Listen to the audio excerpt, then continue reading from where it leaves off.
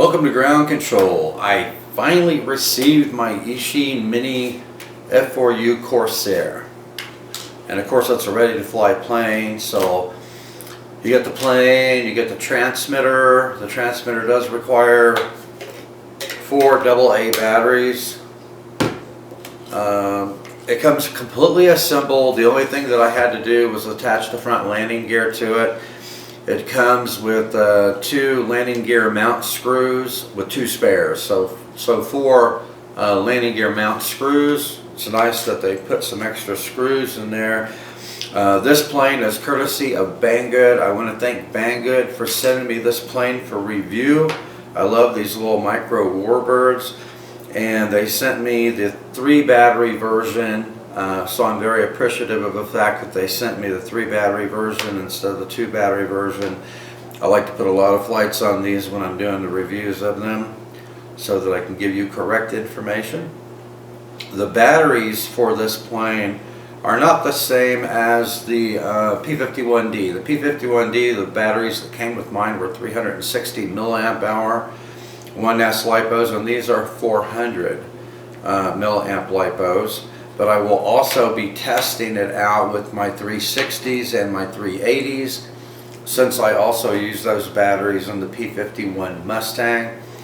The size of the battery bay, which I always like having this information, so if I'm wanting to buy spare batteries for it that may be different than the stock batteries, I know what will fit and what won't. So the dimensions of the battery bay is 10 millimeters by 39 millimeters by 30 millimeters. So as long as your battery doesn't exceed any one of those dimensions, you won't have any problems fitting it in the battery bay. I was also curious what the weight of the plane was without the battery, just the weight of the plane. So I weighed the P51 Mustang and I weighed this one. And the reason I was curious about that is that the power system for the Corsair is a little bit different. It has a different gearbox that's specific for the Corsair. It doesn't use the same gearbox that the P51 Mustang does, so I thought there must be a reason for them doing that, plus the fact that the batteries are a little bit larger. So the Corsair, just the weight of the plane without the LiPo, was 49.1 grams. And the weight of the Mustang without the LiPo was 45 grams. So this plane is 4.1 grams heavier than the Mustang, or somewhere between 8 or 9% heavier than the Mustang, which may explain why this uses a different gearbox with a higher capacity battery. I don't know if it spins this prop faster. I would assume that that's what they're doing, and since it uses a little more amperage, you know, spinning the prop faster, I think that probably explains the higher capacity battery. I'm just speculating on that. I don't know for sure. It comes with a spare prop, which is awesome. It comes with a screwdriver for attaching your landing gear. It comes with a spare prop hub, because those do wear out over time. You know, if you've knocked the prop off a lot like I have, those little plastic breakaway hubs get a little weak over a period of time, and you'll need to replace it or replace the prop. It comes with a USB charger for the batteries, and you get this little manual with it. So I'm pretty happy that this finally arrived. I'm really excited about going out and flying this today. So we'll go out, we'll test it in beginner mode, and we'll test it out in intermediate mode, and then if we have time we'll do some flights in manual mode too. That may have to wait until the next review video, but we'll take it out this morning, perform the maiden, and put at least 1 additional flight on it. So I will see you out at the field. Alright, maiden flight of the Eachine Mini F4U Corsair. I have it in beginner gyro mode. Let's set the timer. Let's get it in the air.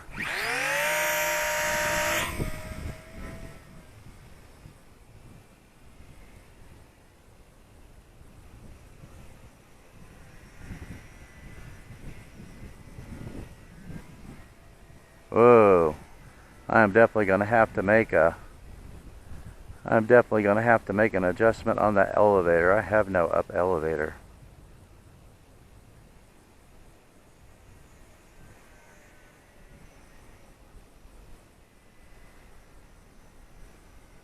That's full up elevator right there. That's just to keep it level. Alright. Let's bring it in. Yeah, if I turn too sharply, it wants to nose down. So, let's see. Gas it up there. See if we can bring it in and land it. We're back in business. I'm going to make an adjustment to the elevator trim, and then we'll toss it back in the air. Okay, elevator trim adjustment made. Let's get it back in the air and see what we have this time. Reset my timer. Alright, now let's see what we have. Oh, much better.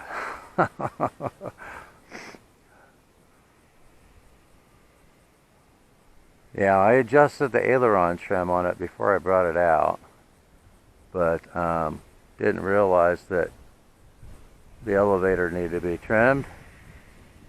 That's better. See if we can do our rudder and aileron spins with it. Yeah, we can. Woo! Alright, let's bring it down.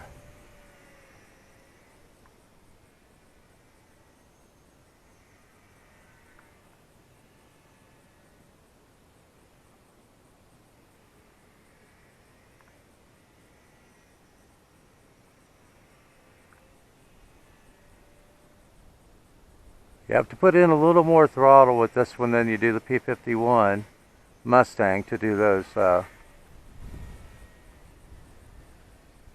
we go. To do those spins.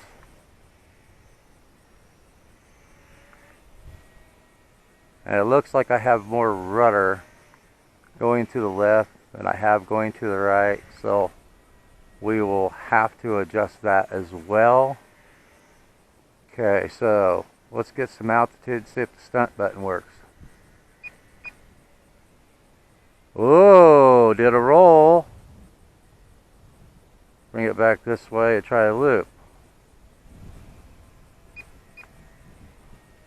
Ah, big loop. Alright, so the stunt button works.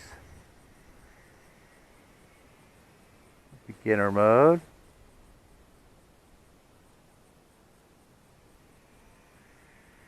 Looks like it's got some pretty good slow flight capability.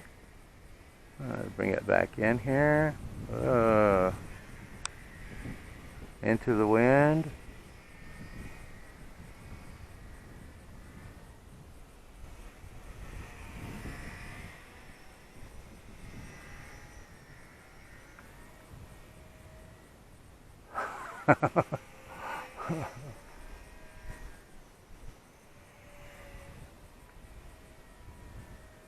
Yeah, I'm going to have to adjust the rudder.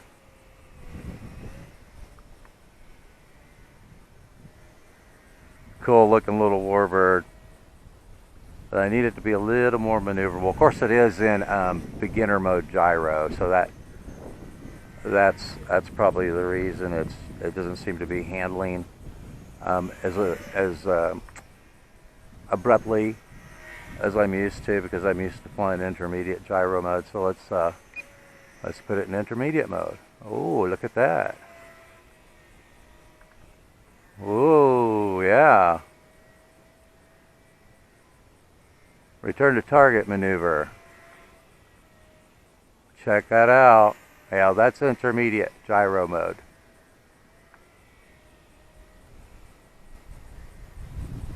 Alright, let's bring it back in here.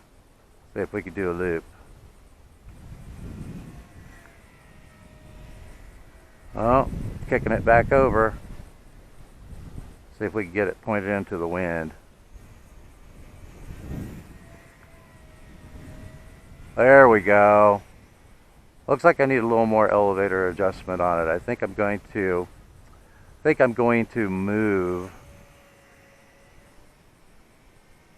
I think I'm going to move that elevator control linkage to the top hole. Everything on this plane right now is in the center hole on the control horns.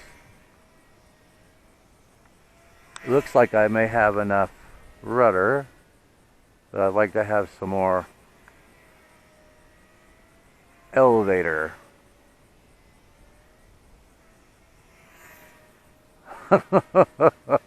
I think, I know some people commented that they thought this was a little bit faster than the P51 Mustang. I think they may be right.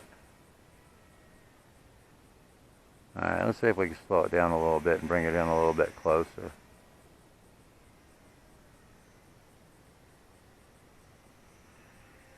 The sun is starting to peek out of the clouds.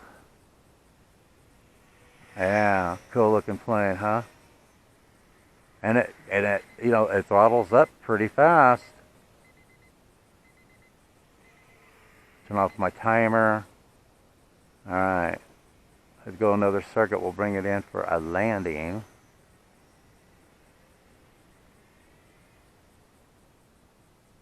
And see which way the wind's coming. I got kind of a crosswind.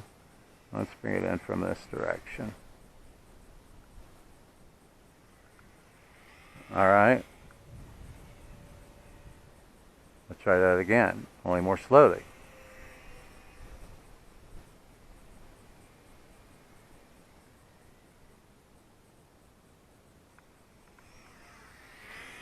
Alright, let's try that again.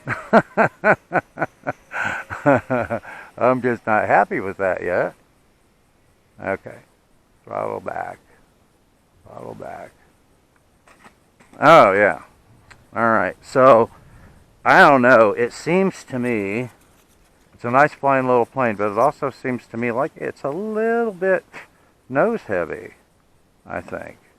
Okay, so, I think what I'm going to do is on the second flight, and you know, we got to do a second flight, right? This is the first time out with it, so I'm going to do a second flight with it. I'm going to bend the landing gear forward a little bit, so it's not nosing over so hard on landings, and I'm going to put a lighter weight battery in it because it does feel to me like it's a bit nose heavy.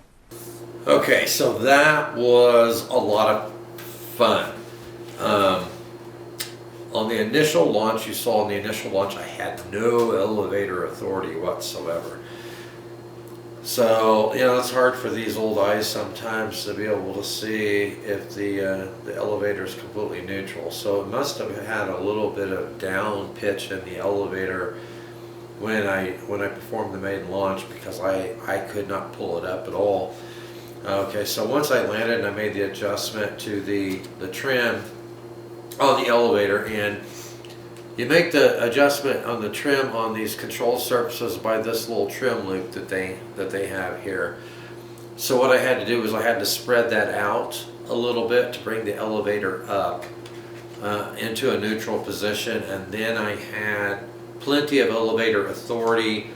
I think I stated during the flight that when I first hooked the plane up and I was testing control surfaces and then putting control surfaces back in the center position, always check to make sure that you're in a neutral position.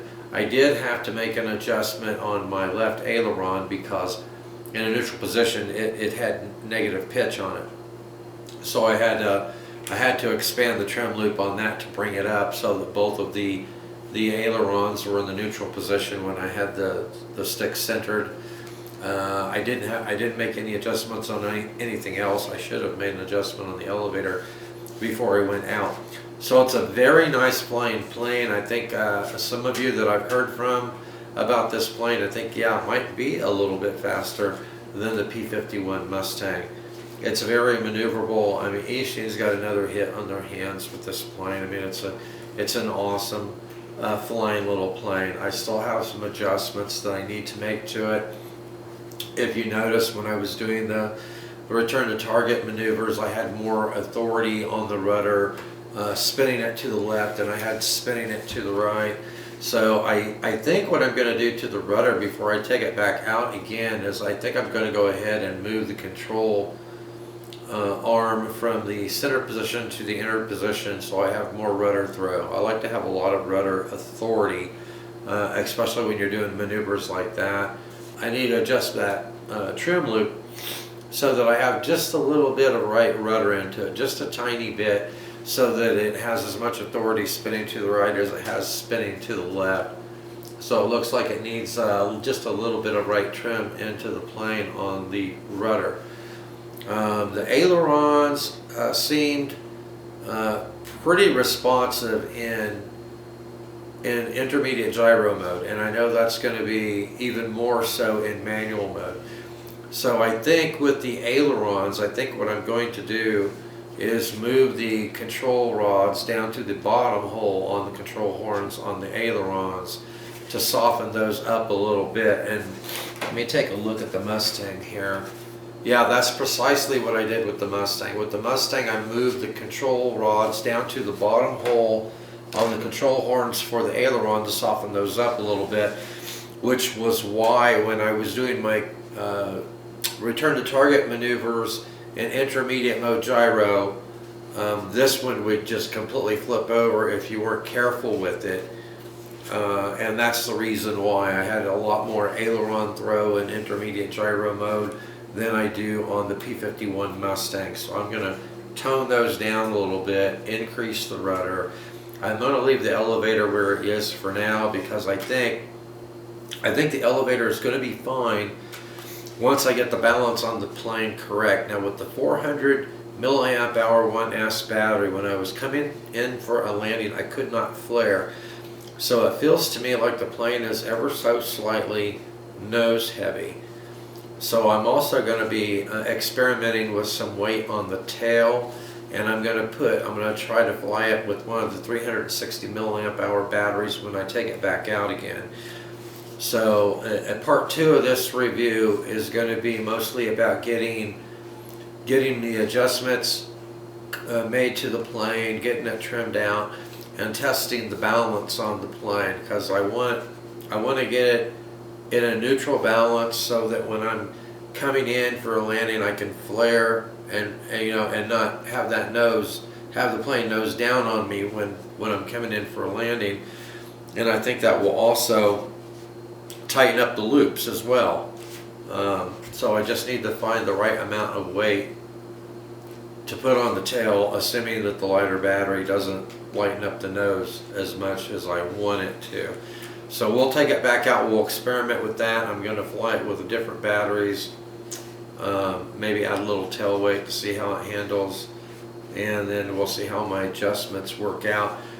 But it's another fantastic little Micro Warbird from Eachine. I hope they keep these things coming, and I can tell you right now that by the time I'm finished with the series of review videos for this plane, I'm going to want to get my hands on the T28.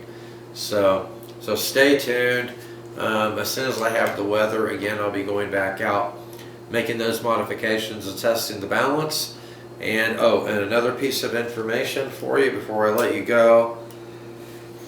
The battery, the 400 milliamp hour battery, weighs 10.8 grams. I think my 360 milliamp 1S LIPOs that came stock with the P51, I think those are about a gram lighter.